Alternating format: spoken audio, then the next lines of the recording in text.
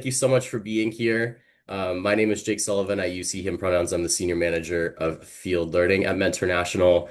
Thanks for being here for the National Mentoring Summit Workshop Info Session.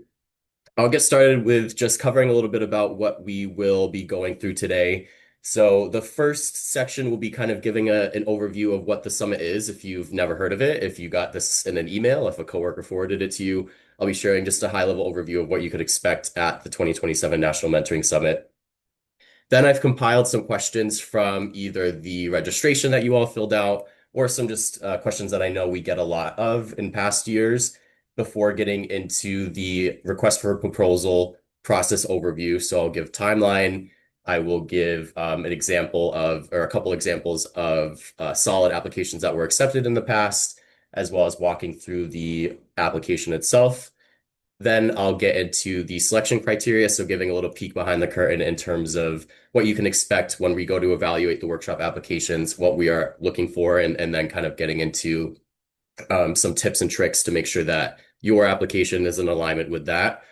And then at the end, I have some feedback that should say 20, yeah, we're in 2026. That should say 2026 Summit feedback. But I'll be getting into some of that from attendees. So what they liked, what they didn't like, what they wanted to see improved in regards to workshops before getting a little bit of time at the end for Q&A. But if you have any questions throughout this entire time, please feel free to drop them in the chat, and I'll answer them as we're going as well.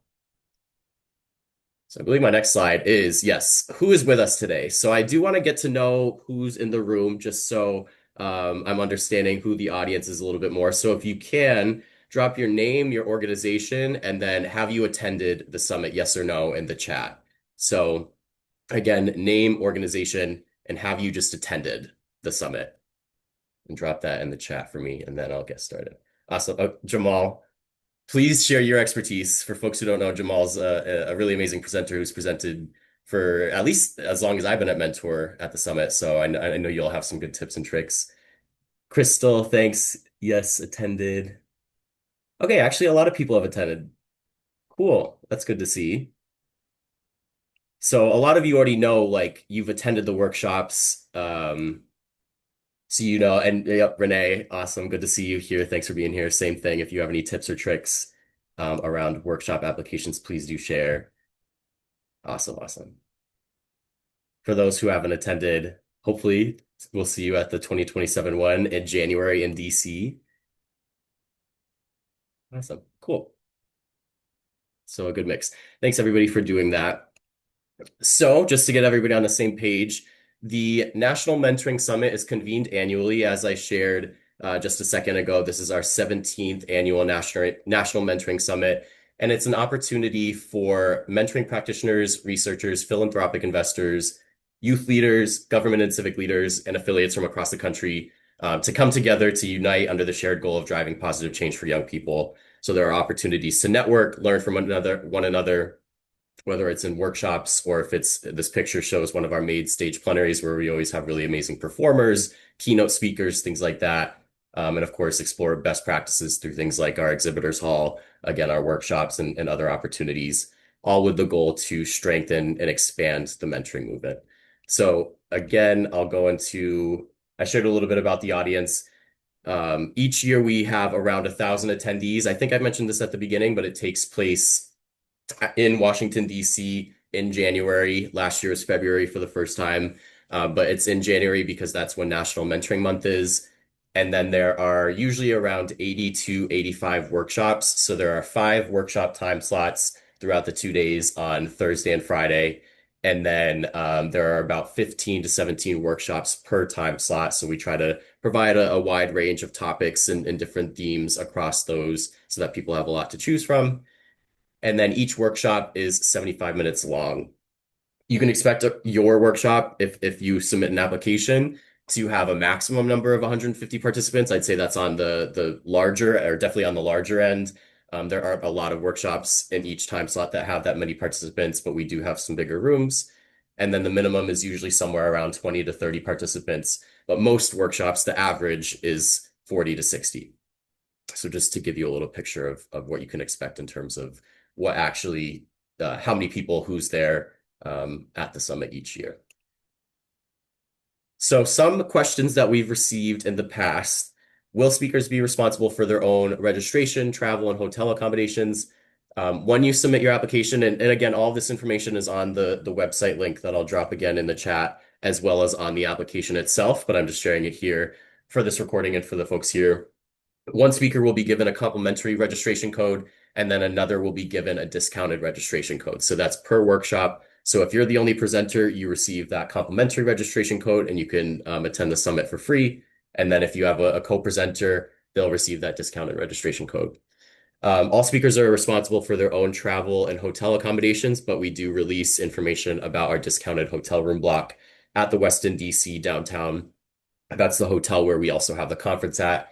It's pretty close to Capitol Hill because we also have an event called Capitol Hill Day each year, all centered around advocacy. More to come on that in the fall.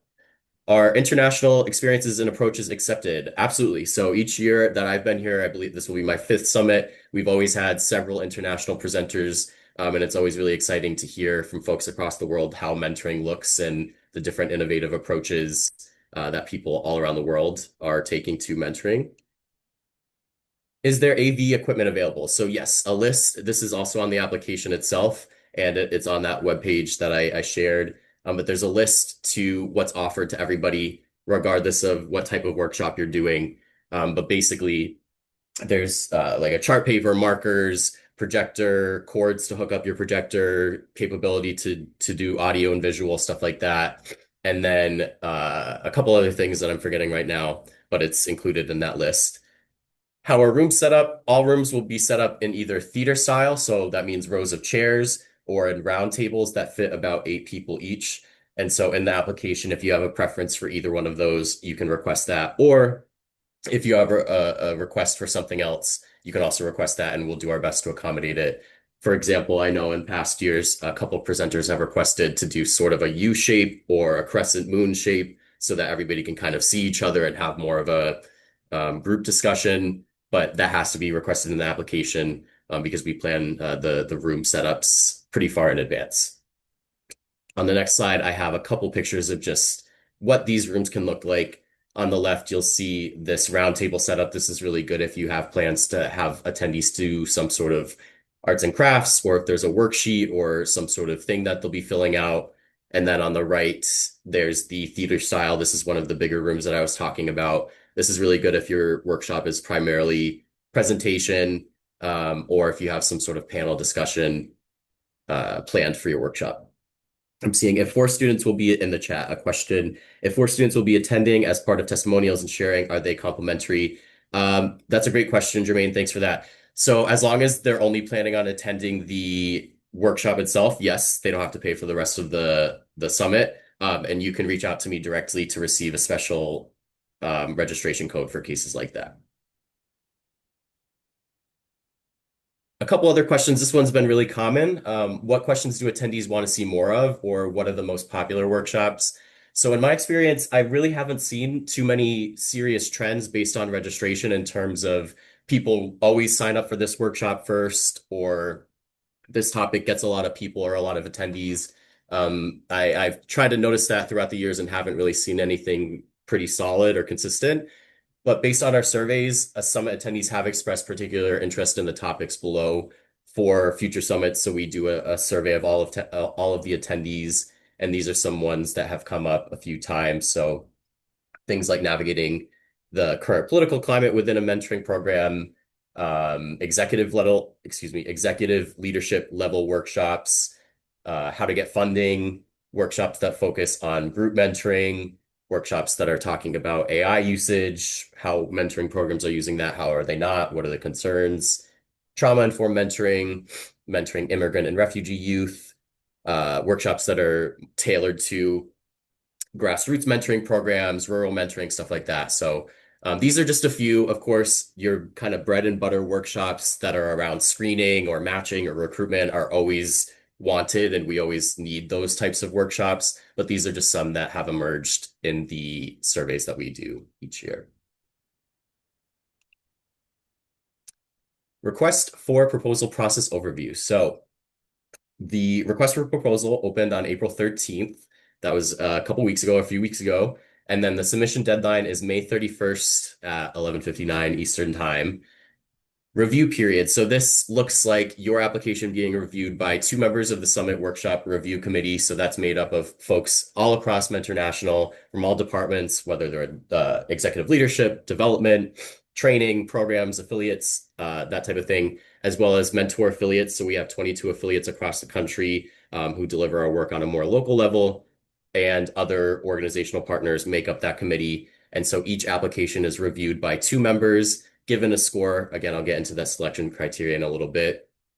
And then that score is averaged and used to inform the selection process. The score isn't the whole thing. If there are workshops that maybe scored a little lower, but have a really unique perspective, that'll also weigh into it, stuff like that.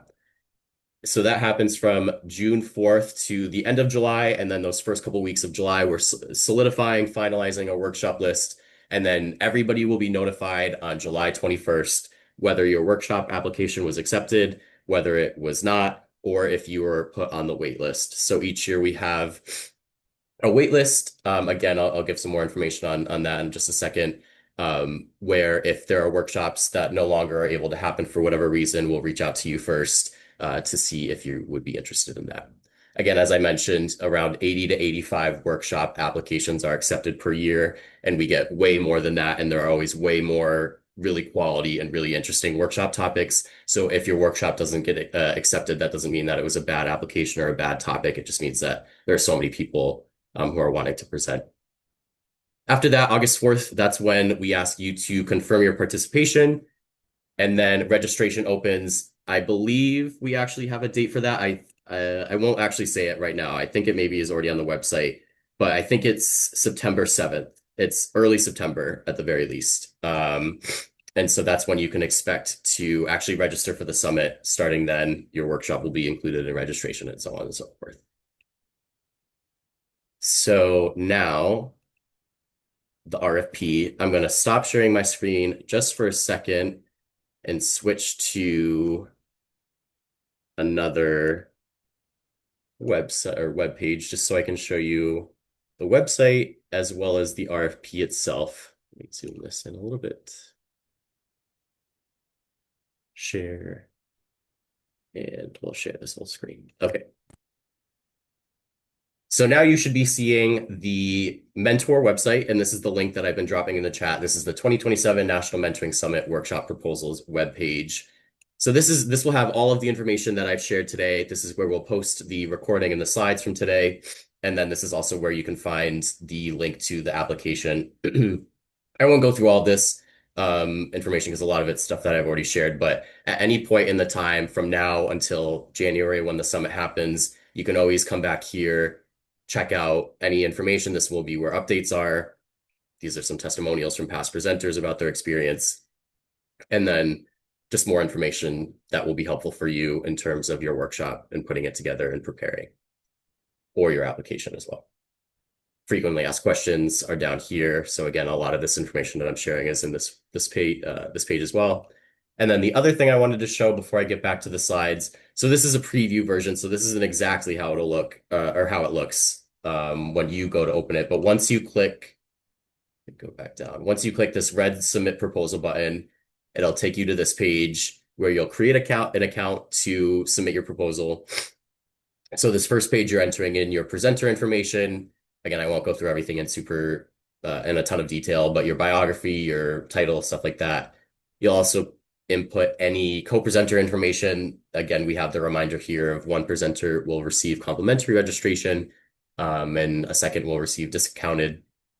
All our presenters will be expected to pay full price, so on and so forth. And then the major page with the most information required from you all, it's not the second page. The second page just asks a little bit more about you, your background with the mentoring field, the youth development field.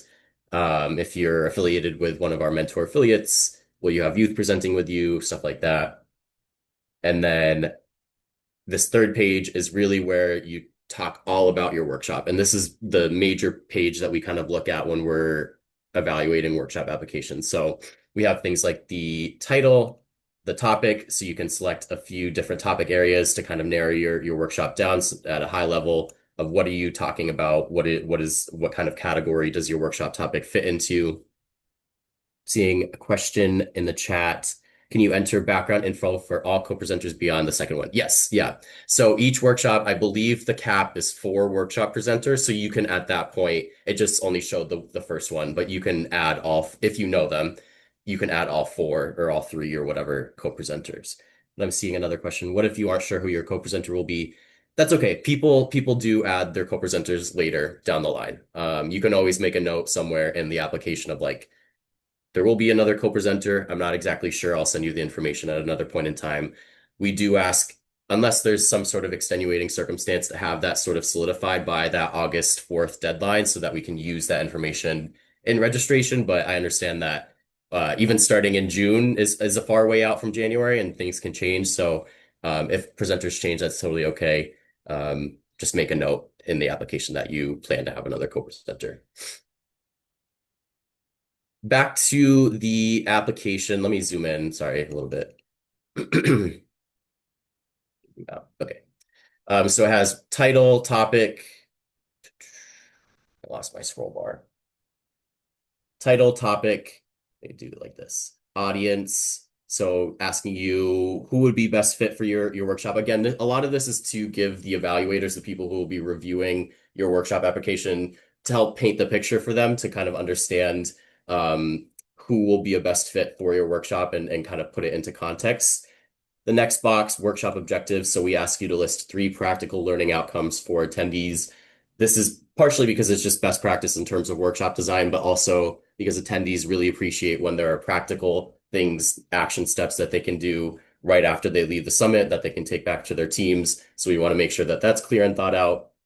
Kind of same thing with the next one, workshop practicality. So we provide a couple examples of after this workshop, attendees will be able to, or will have some ideas for modifying their recruitment plans, or they'll have goal setting plans that they can use with their teams, or they now know how research can specifically inform practice. So stuff like that.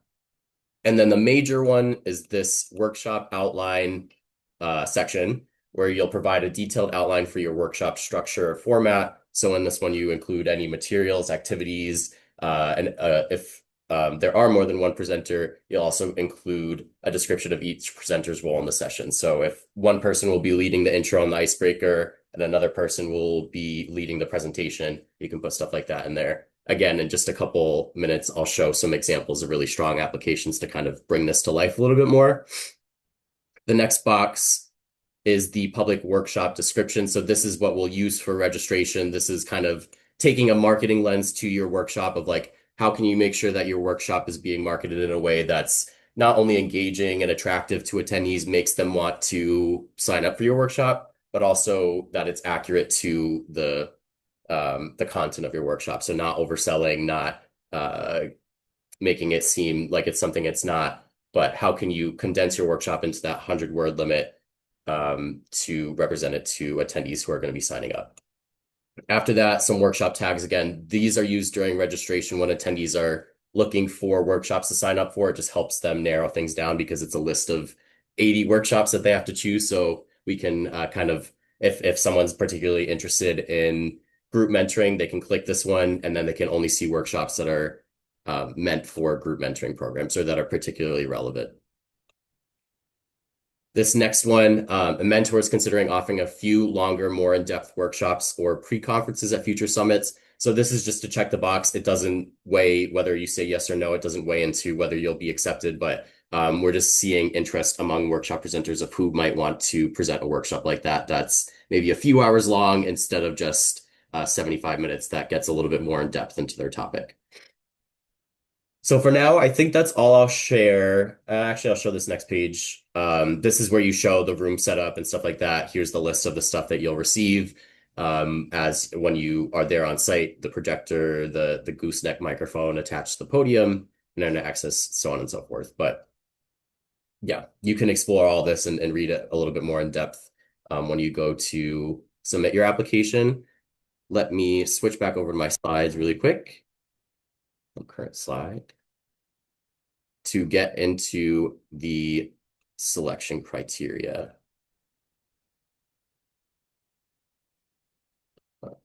Okay. And also thank you to those who have dropped questions in the chat. I appreciate it. They've all been great questions. Okay, cool. Is there a character limit on the workshop outline? Yes. So there's 15,000 characters, 15,000 character limit on the workshop outline, which is a lot more than you would expect. We get some really, really long workshop applications, and so try to cap it somewhere, but it should be enough. So getting into selection criteria, let me just move a couple things around. So these are the 6 things that we're evaluating each workshop on. So those 2 people that are going to be looking at your workshop application, this is what they'll be scoring based off of. The first one being timeliness of topic. So is this workshop relevant and does it address one of the topic areas described in the workshop information section above? And so what that's referring to is it's in the application, but there are several kind of categories that your workshop can fall into. So examples are advocacy, systems change, research and evaluation, training and facilitation, an aspect of the elements of effective practice. So to be more specific, is your workshop based on screening, or is your workshop based on community engagement? Is your workshop based on kind of like nonprofit management? So we make sure that it's aligned with one of those topics because that's generally what people are looking for. The next criteria is expertise. So we want to make sure that presenters have clear expertise in the topic and experience in the mentoring field. So that's why in one of those boxes we ask you, can you describe beyond just your professional bio, can you describe specifically your relation to the mentoring field or the youth development field? Next, we look at methodology. So addresses the needs of adult learners, having an intentional mix of interactive and presentation components. So we want to make sure, even though they're only 75 minutes, we want to make sure that all of the workshops are dynamic. It's not just someone talking at you, kind of like I'm doing right now. It's not someone just talking at you for 75 minutes, but you're incorporating games, or you're incorporating activities, or you're incorporating ways for the audience to talk with one another. One thing I'll say is if you haven't attended the summit, and for those who have, I'm sure you can attest, people at the summit love to talk. They love to share their ideas. They love to kind of ask each other questions and connect and network. So your workshop really should have some opportunity for either attendees to respond to your questions, small group work, something like that, some way to engage them and get their expertise as well as demonstrate your own. Practicality provides actionable information, skills and tools that can be implemented in attendees' work. I sort of already shared about that one, and I'll share a couple tips in just a second to kind of further that point. Informative builds participants' knowledge and expands their view of the mentoring field. So this isn't to say that we also don't want those like bread and butter classic topics that or like 101 type workshops that are introductions to things. Those are also really important, but we also want to make sure that some workshops are really hitting at those new, innovative, exciting topics that haven't been explored before or on the new precipice of being launched or that type of thing, so that we're expanding folks' view of mentoring. And then aligned with mentor values. So your workshop application and your workshop should demonstrate an understanding of and commitment to diversity, equity, inclusion, and belonging. I'll share a couple examples of how you could do that in a little bit, but making sure that the type of mentoring that you are presenting on at the summit is inclusive. So now for each of these criteria, I'll break them down with some questions to consider as you're putting together your application, as well as some general tips to keep in mind. And again, this is especially where throughout these next slides for folks who have presented before, or even if you haven't presented at the summit, but you've just presented at other conferences, I encourage you to drop any tips or tricks or pieces of wisdom in the chat based off of these criteria. So the first one, of course, is timeliness of topic. So, and again, these questions consider are kind of meant to, as you're putting your application together, think about these questions, make sure that you're kind of addressing them in your workshop application. And then the tips are just that, like they're just additional tips that might kind of help guide you as you're writing things up and considering how you want to structure your workshop. So the first one, how can I clearly articulate why this topic is important for attendees to learn about in 2027?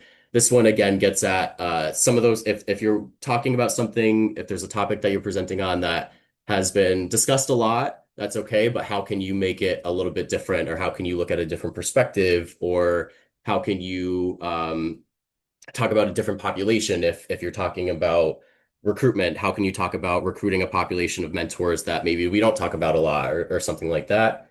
And then again, I think towards the bottom there, general tips. Don't be afraid of data and statistics. I've heard in the past when I've done these info sessions or other office hour types of things, some people are nervous that their audiences or that attendees will not want to hear about research or not want to hear about data and statistics and find it boring. But again, in the feedback that we get about the workshops, people really appreciate when you present the research that's behind the claims that you're making, whether you've done it yourself or if you're referencing someone else's research. Include those statistics. People like to see that a lot, and it helps to kind of paint why this is important or why this workshop needs to be here at the 2027 summit.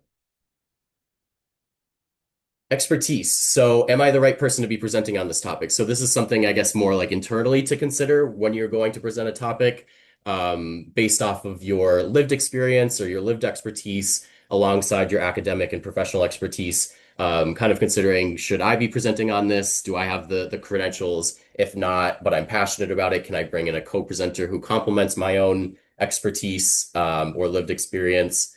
And then kind of that storytelling element of in your application, starting in that presenter bio, going into that section where you're talking about your background with mentoring work and youth development work, and then into that workshop outline, how can you kind of tell a story, if it's relevant, about why you're talking about this topic.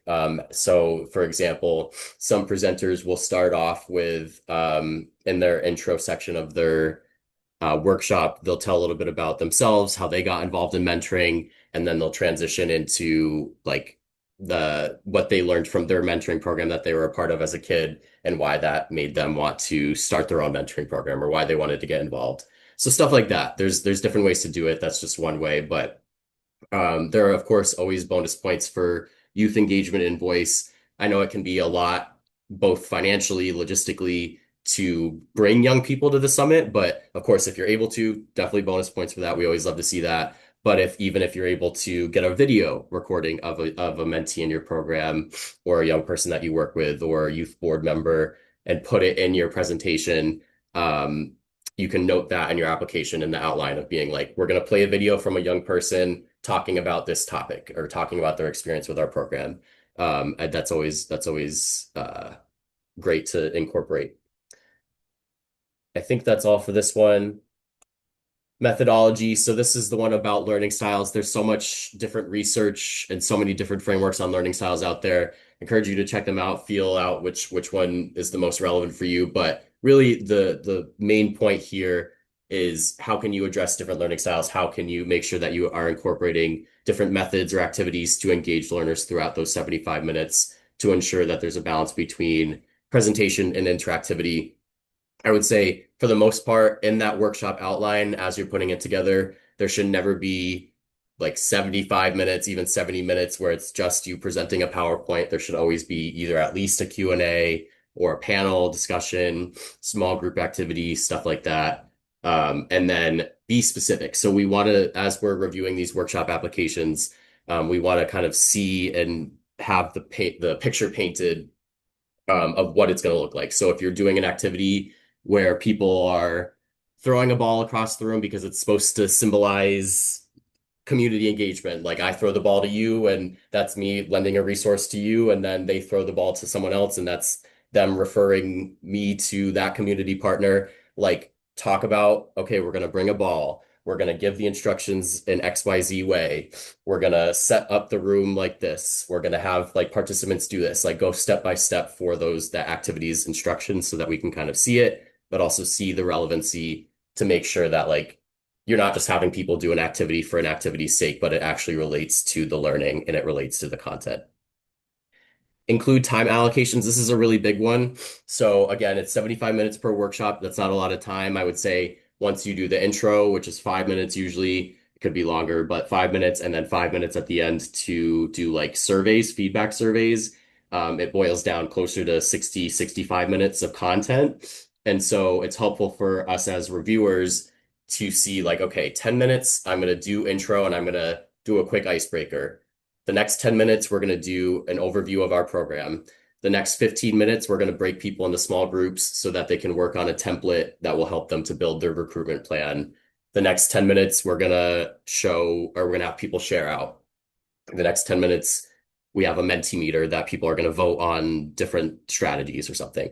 And so it's really helpful to kind of see it laid out like that, not only just for organization's sake, but also to make sure that your workshop is something that's achievable, or your workshop's goal is something that's achievable within um, the 75 minutes.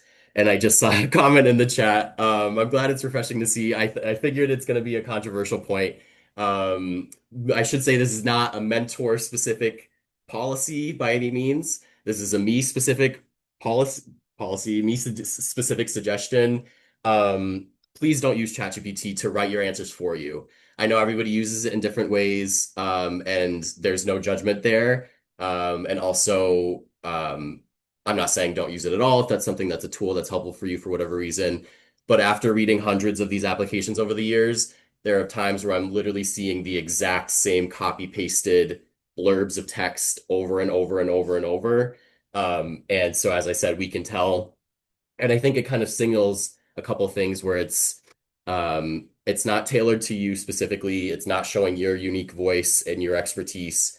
And so, if you're using it to edit or whatever, that's fine. But I really encourage folks to not use it to write your answers for you because we're seeing kind of the same things over and over and over. And again, the whole point of the summit, the whole point of these workshops is to hear your unique voice, your unique perspective on the amazing work that I know everybody here is doing. So that's just a little a little ask on my end. Practicality. So, what actionable tools, skills, or resources will participants take away from my session? People always love when you give them homework. They love when you give them handouts. We have an attendee platform that you can upload things to, so you don't need to print everything out if you don't want to, or if you're not able to. But they just appreciate having templates and things to use after the summit because we're only together for 2 days. And then have you tested these tools or strategies in real world mentoring contexts? So you're not coming just with something that you made up and you've never actually tested, but how can you incorporate uh, that evidence of those tools or strategies into your application and say, so we're going to be presenting on this tool for matching. Like we identified a gap in our matching capabilities. We created this system or we created this structure, or we created this idea or the strategy of this process. We tested it for a year. Now we're here at the summit and like painting that picture in the application. Real world examples or scenarios are always great to illustrate your points, but this last one is really big, and this is a piece of feedback that I'll get to it in a little bit. But also avoid focusing too much on your own program. So again, we want to make sure that you're celebrating your program, you're sharing your successes, we're celebrating each other's work, and also there's been some feedback where attendees have been like, it felt like it was just an advertisement for their program, and I didn't really learn how to adapt what they were talking about to my program. So as you're thinking about putting your application together, think about like, yeah, again, 5-10 minutes at the beginning, share about your program, your successes, your struggles, whatever, and then go like, okay, so we really found a lot of success using this matching tool. Here's the 5 steps that we took to transition to that matching tool or whatever it is. And here's like, and then having attendees do an activity where they can consider like, okay, what are my resources? What's my staff capacity? So on and so forth. Have them fill out a sheet or something so that you're bringing not only what's worked for you, but then how can they kind of immediately adapt it? Informative. Are my learning objectives achievable within a 75-minute workshop? Again, I keep kind of drilling this point home is that it's not a lot of time and you'll find it goes very quickly. So making sure that you're not trying to completely transform someone's entire mentoring program. Or another example that I've seen is some folks will try to do like, my workshop's going to be on community partnerships, recruitment, and screening. And like that'll even just be in the title. And I'm like, that's not possible in 75 minutes. You can talk about the nuances and how those things relate to each other, but maybe focus in on one of those things, one of those pieces of the process and the puzzle for this specific workshop. Again, don't be afraid to go beyond the basics. There are people who have been in this field. I'm sure there are people who have been in this room for decades. And so not every workshop needs to cover the foundations, the one-on-one or 101 type of topics. You can go really advanced, you can go really complex, and there's definitely an audience for that at the summit. Last but not least, aligned with mentor values. So what nuances or complexities have I not thought to include in my workshop presentation? So an example that I was thinking of before this was if you're talking about school-based mentoring, we get a lot of workshops that talk about school-based mentoring, which is great. But maybe your workshop can talk about the disproportionate amount of disciplinary action that's taken towards kids of color versus white kids and like the research behind that, because maybe that's not a topic that's talked a lot about or talked as much about. So again, making sure that you're thinking about different ways to bring all groups and all kids into these workshops and representing those experiences. Making accessibility core to your presentation. So consider how participants with different abilities can engage in your activity. Again, in the workshop description, like as you're writing out those instructions that I was giving an example of before, if you're asking people to stand up and walk around the room, like maybe make a note of like, if not able, they can participate from their chairs, stuff like that. That's just one example. Or like we're going to provide a copy of our slides as a handout if someone needs that for some sort of reason. So considering those things as you're not only putting your workshop together, but as you're planning to actually present come January. So I know that was a lot. Before I get into a couple example applications and some other stuff, I wanted to pause and see if there was anything that needed clarifying around specifically the selection criteria, what we're looking for as reviewers.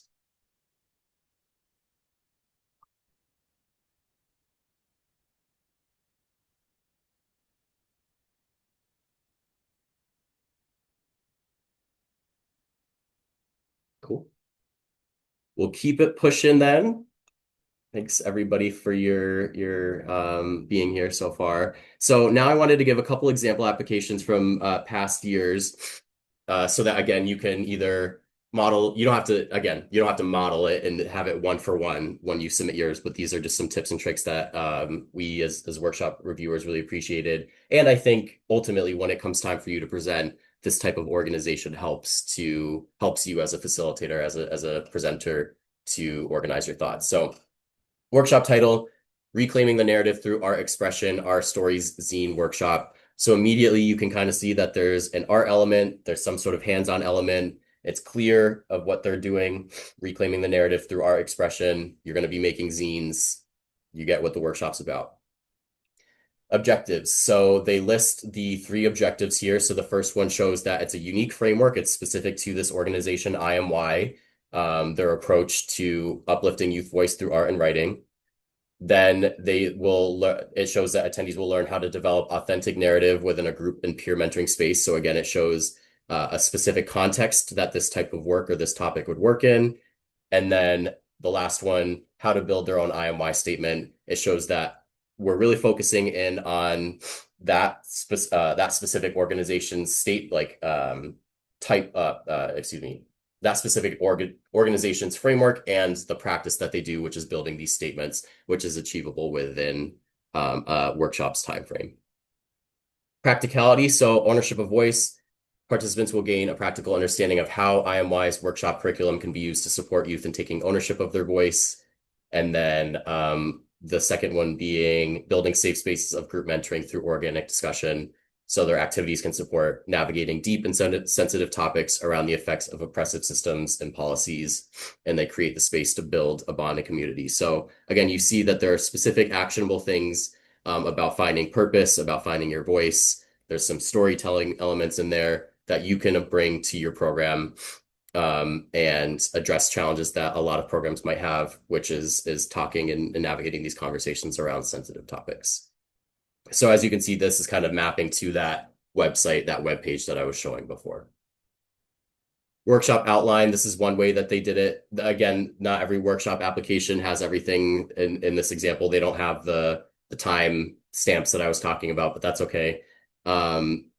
This is just part of what they submitted. Also, this wasn't their whole workshop outline, but it explains the what of each activity. So, for example, this loop writings thing, Off the top of my head, I wouldn't know what loop writings are, so they make sure that they're sharing the instructions. Participants are guided through short, interrupted writing sprints that provide a skeleton of their perspective and voice, blah, blah, blah. The next one, designing our zines. This activity allows participants to create a self-guided tool that's a visual expression of their self and voice.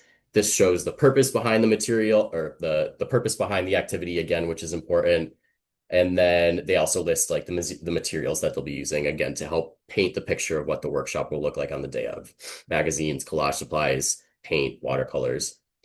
Last but not least, they have this presenter role section where they kind of break down the different presenters, what they'll be doing, who will lead what. Again, all about making sure that your workshop is something that's been thought through. Lastly, the public workshop description. I just wanted to pull out a couple different things here. So this is the workshop description that attendees will see when they go to register and pick their workshops. So the things that I highlighted, IMY uses writing and art to increase the individual and collective power of young women and gender expansive youth impacted by disruptive systems. So it pretty quickly in just that one sentence shares about the organization so the attendee understands this is the perspective that they're coming from. This is the type of mentoring that they're doing. If I run a program similarly to that, maybe I'll be able to take stuff back and apply it to my own program, stuff like that. And then this next part, participants will learn firsthand how our curriculum can be used to support youth in taking ownership of their voice. And then in this workshop, participants will learn by doing, will create and share their own zines. So it goes from what participants will learn to how they'll learn, which is just a really kind of good flow there. One other application example that looked a little bit differently, again, these classic and the objectives, the classic learning objective verbs are great to see, develop, understanding, identify. That means that they're all achievable within this workshop. Practicality, again, there's these two things where strategic collaboration map, participants will be able to identify gaps and opportunities for engaging internal, external stakeholders, blah, blah, blah. It shows what it is, what its impact will be, and shows that there will be time to kind of develop this plan to take away to share with their programs or their teams that are not at the summit. And again, here, as you can see, they'll develop a plan, so on and so forth. The other piece, this one does have the timestamp, so you can mirror it kind of like that, where the duration, 10 minutes, we do welcome, introductions, objectives. And then in the second section, the part that I really enjoyed here was, again, just how specific they got with the instructions of their activities. So this is kind of the one that I had in my head when I was giving that not as great example, but a ball of yarn will be thrown around the room across a circle. Each time participants catch the yarn, they'll introduce themselves and their stakeholder type, and it goes into the materials, and it also explains why this is an activity that will help them to further their learning. In this case, it helps them to visualize and start thinking about the potential partnerships and strategies for sustainability. Lastly, just another example of a solid workshop description. This first one kind of lays out why is this important. Community collaboration is a powerful driver of sustainable and impactful mentoring programs. This is actually one of the ones that was from an international perspective, as you can see with the spelling of programs, but also a Singaporean/Asian context. And so again, international perspectives are more than welcome. We want to see it. We want to see all different types of mentoring. And then it's very clear on this workshop being ideal for mentoring practitioners, program coordinators, and organizational leaders seeking to build robust community partnerships. So if that's something that you're not looking for, you know, like, okay, I won't select this workshop. So just being very clear in those workshop descriptions, who this is for. Seeing a question in the chat. So you're not looking for workshops that highlight a specific mentorship program, but teach skills that might be used within our programs. I think it's somewhere in the middle there. I think you should definitely, if you are running a mentoring program, highlight your mentoring program and what's worked, and also teach the skills that you've learned by running that mentoring program. So it should be a little bit of both so that you have that evidence of like, we have this mentoring program that works really well. We do this unique thing or we do this special thing, and then this is how you can translate it to your program. So definitely a little bit of both. Not saying that you shouldn't be like highlighting your program and your successes because we want to see that. That's a core part of the summit. We just want to make sure that adaptation piece is there as well. Hopefully that answered your question. Okay, getting into my last few slides. So I wanted to provide some of the attendee feedback that we got from all of the summit workshop surveys. The thing I'll say is overwhelmingly, people really enjoy the workshops. It's some folks' favorite part of the summit, but I wanted to share these to kind of inform again as you're thinking about your application, the things to really focus in on. So presenter energy, people appreciated when folks were open, when they were inclusive. So again, as you're writing your professional bio or you're writing about the different roles of who will be doing what, considering that and writing that into the application of like John Doe or whatever that Jane Doe is really great at icebreakers. So we're having her lead the opening so that it's a warm, welcoming atmosphere, whatever. Case studies or personal experience amongst presenters, especially youth. Already talked about that one. Creative and interactive activities that engage audiences, concrete examples of strategies, applications, etc. Again, people really love the data. People love the research. Group work and discussion is a really huge one. Caveat there being make sure that you're kind of padding in enough time for that. So if you think that it's going to take 5 minutes to have a small group discussion, in your workshop outline, I'd recommend put that at 10 minutes. Just add a couple extra minutes in there just to be sure, because people always, with the transitions, people wanting to talk a little bit more, bringing everybody's attention back. Um, I would say padding time out for these different activities is a better idea. Blueprints, templates, worksheets, stuff that they, again, can take back or that they can actually hold in their hands and be like, this is how I'll do it. This is how I can apply it to my program, that type of thing. The things that needed improvement. So first, workshop pacing. So again, that's kind of why I was just saying that is sometimes people felt like again in that 75 minutes, it's not a lot of time. Things were rushed. So don't feel like you have to have 10 different activities that are all different, like a gallery walk and a small group discussion and a Mentimeter and a Mentimeter is like a website for those that don't know that you can use to poll folks. An art activity, if there's one activity that really brings out the topic that you're talking about and really exemplifies your specific workshop topic, lean into that and just make sure that you have enough time to do it. The next one, public descriptions, titles of workshop were not representative of the workshop itself. This is where I was talking about making sure that your public description, that 100-word blurb, is accurate. But making sure that it's also exciting and makes people want to sign up, but that you're not overselling your workshop. And then not enough examples, clarity, or specificity of how to adapt to different contexts. So, for example, if your workshop is about, I keep going back to like recruitment, but if if your workshop is about mentor training, um, then making sure that you have at least notes or like parts in your slides or whatever that are like, and if you're a group mentoring program, try this. Or if you're a peer-to-peer mentoring program, try this for mentor training. Maybe you want more training around boundaries for a peer mentoring program, or you want facilitation training on group mentoring. So adapting it so that you can help the people in your room make those connections as well. Oh, and there was one more. Or maybe there's two more. Yeah. Okay. Not enough tips on how to start small. So a lot of programs who are attending the summit are either at the beginning or haven't even started their mentoring program, or they've been far along in their mentoring program, but they're brand new to family engagement. They've never thought about including caregivers and families into the mentoring sphere, into the mentoring relationship. So thinking about as you're putting your presentation together, as you're writing that workshop outline, especially in that like practicality section and those two practicality bullet points that we ask for, how can you make sure that those things are things that are actionable? They're not asking someone to completely like overhaul your strategic plan to include caregiver engagement. They're asking like reach out to a couple mentees' parents to see if they'd be interested in forming a parent group to help inform our next steps. Stuff like that that's actually small, actionable, but meaningful. And then I already talked about the too much self-promotion one, so I won't get into that. So going back to timeline, after you submit, again, as I said, July 21st is that date that you can expect to hear from us. If you are confirmed to present, we ask that you confirm your participation by August 4th, and then also finalize your title, description, and presenter information by then. So in reference to that question, if you don't have your presenters identified now, that's okay. I know August 4th is still a little bit early because it's what, 4 or 5 months out from January. There's wiggle room there, I'll say, but we really try to get as much information as we can ready so that we have it ready for registration.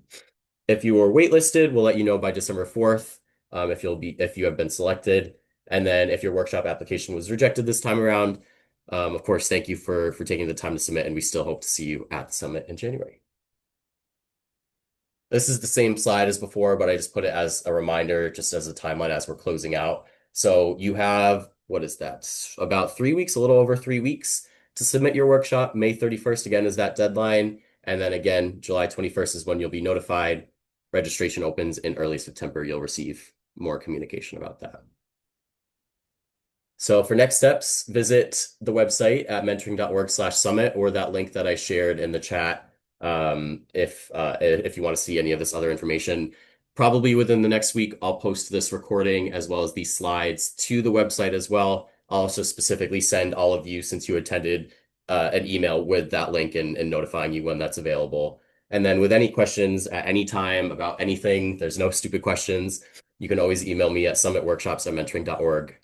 Or if you want to schedule some time, I've done that before with presenters, 15 minutes of like, hey, I have this idea. Will this be good? Or can you help me work through this thing? Always happy to do that at any point in time.